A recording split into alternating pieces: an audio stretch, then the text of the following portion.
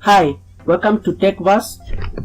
So in this video, I'll show you how you can make a simple password moderation DC motor controller based on the PWM 555 timer IC. So the final build is as shown. For the power supply, you need 12 volts. You can use a 12 volts battery or some lithium-ion batteries. You need 3 of them. You also need a 775 DC motor, and this is the final board for the project. So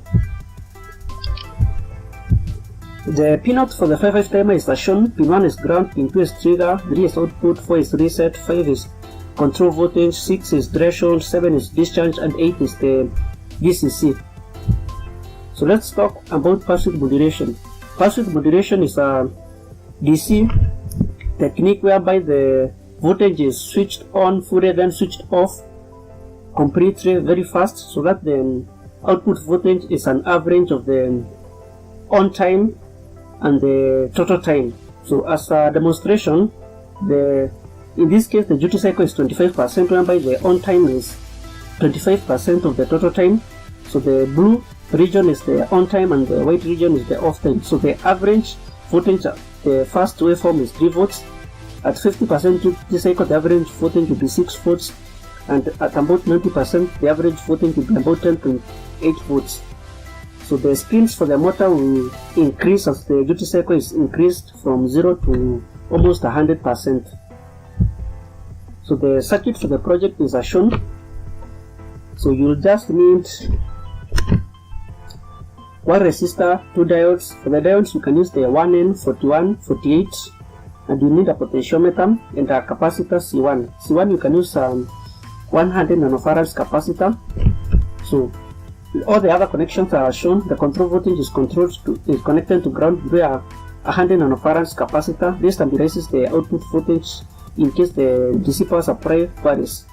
So for the output, you need a driving transistor. You can use the TIP 122, or you can even use a MOSFET for more power. For the MOSFET, I recommend use the IRF 540 since it can handle 100 volts and about 30 amperes. You also need a current limiting resistor connected to the output pin 3. So this works as follows.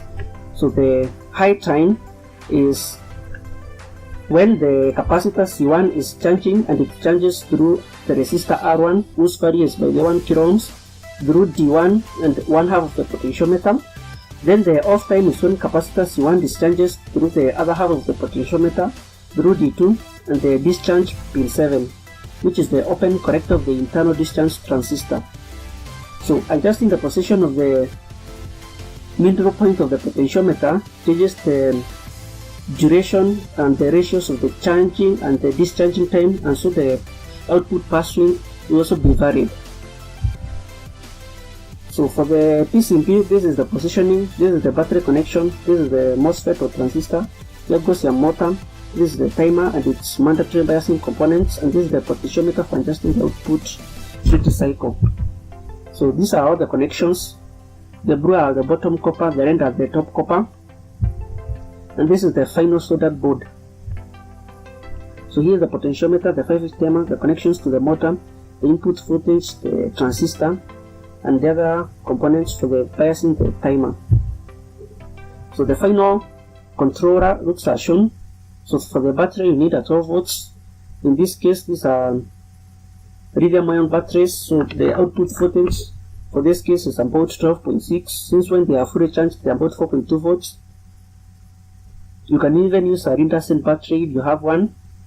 So it can also work with about 9 volts, but the motor will rotate a bit more slowly. So here is the motor. For the motor, you can use a 775 motor or a